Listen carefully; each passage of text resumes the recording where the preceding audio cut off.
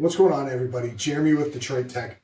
Have you been looking into the truly wireless earbud market, but just didn't really want to spend the minimum $170 just to get a pair that actually worked? If that's you, I think you'll like what I have here.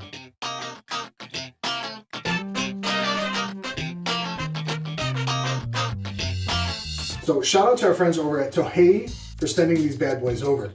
These $36 truly wireless pair of earbuds boast noise canceling, not active, a charging case, and sweat-proof construction. Let me explain just a little bit about how I look at headphones and or earbuds. I judge them on the 4 F's: fiscal, finish, fit, and fidelity. We already went over the fiscal. These are $36 on Amazon right now.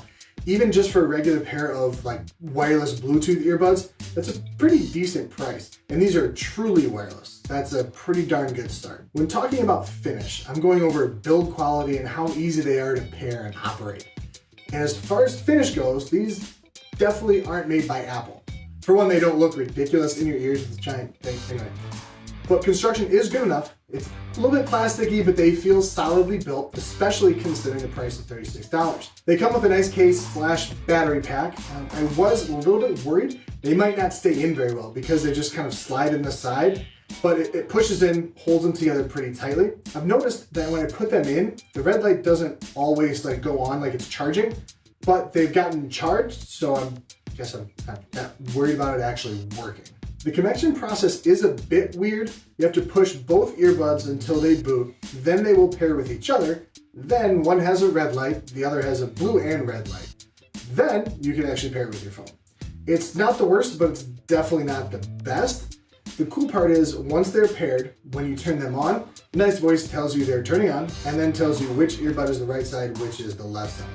So as long as you pay attention, it's a great way to not to get confused on those songs you know really well. I used these while mowing the lawn, and there were some issues with the earbuds staying connected to each other. One of them would go out and come back in. It probably has to do with them communicating via Bluetooth to each other, which all that matter and fluid in between has a tendency to screw with the signal. I had my phone in my pocket of some pretty baggy shorts, so that may be it too. The disconnection would really only last for a second or two, so again, it's not the worst thing ever.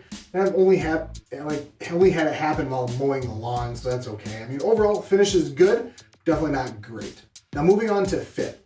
Bundled in the box are a total of 3 ear tips of different sizes. They're all rubber, definitely no foam tips here. They slide into my ears easily enough and get seated. There were times, however, when I had to fiddle with them just to get them to sit right. Otherwise, the audio would be really muffled. But fiddle with them a little and they'll sit fine. While mowing the lawn, they did their job. They dropped the noise level quite a bit. I'd even say probably up to about 30 dB or so. Pretty much on par, with all of the other in-ear buds that you're gonna get. Fit gets another good, not great. On to the important part, fidelity. You may have seen our earlier video about some other Bluetooth earbuds. If not, card should pop up over here.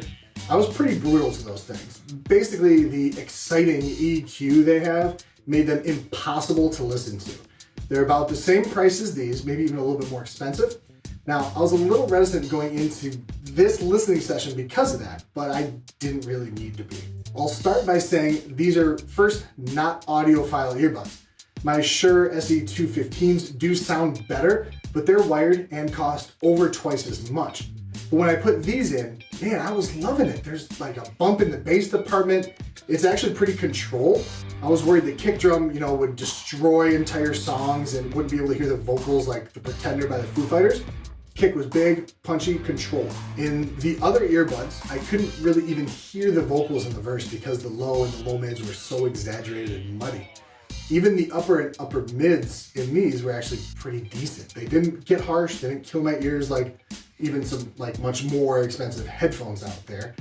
With the sound signatures that they have, I would more suggest them mostly for a rock, hip hop, dubstep, kind of things like that. However, when listening to some bluegrass, jazz, and older Motown songs, they did perform pretty admirably.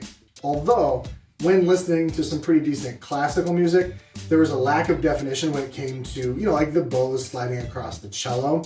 It almost kind of turned into a little bit kind of staticky, although it was pretty subtle.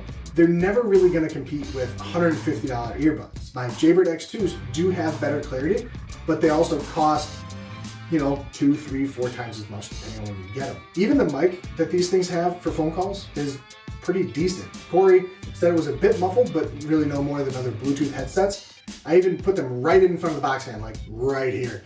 And you didn't get that annoying wind hiss that can brutalize the ears of the person on the other end of the phone. Fidelity gets something between good and great.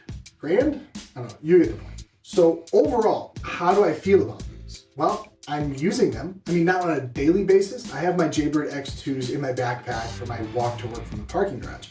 These are at home. I can use them for a jog, mowing the lawn, something like that. But I am using them and I don't cringe every time I have to pick them up.